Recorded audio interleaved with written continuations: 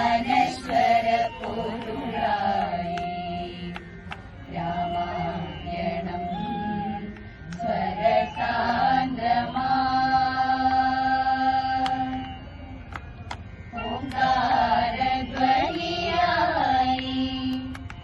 അനശ്വര പൊരുളായി രാമായണം സ്വരസാന്ദ്രമാ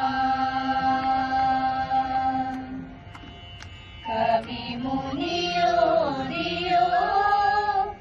വനമലർ കേട്ടുവോ കിളിമകൾ പാടിയോ നിളയതു ചൊല്ലിയോ സീതാകാവ്യം ശുഭകീർത്തനത്തിലുണരുകയായി ശ്രീരാമനാമം ജപസാരസാഗരം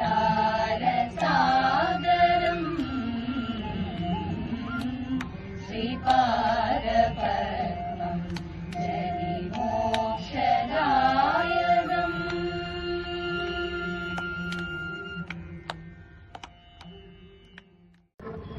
നമസ്കാരം.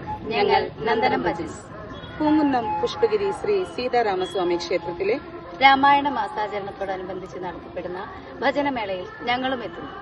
ഓഗസ്റ്റ് 13-ാം തീയതി വൈകിട്ട് 5:30-നും 7:30-നും ഇടയിൽ നിങ്ങളേവരെയും ഞങ്ങൾ സാദരം ക്ഷണിച്ചു.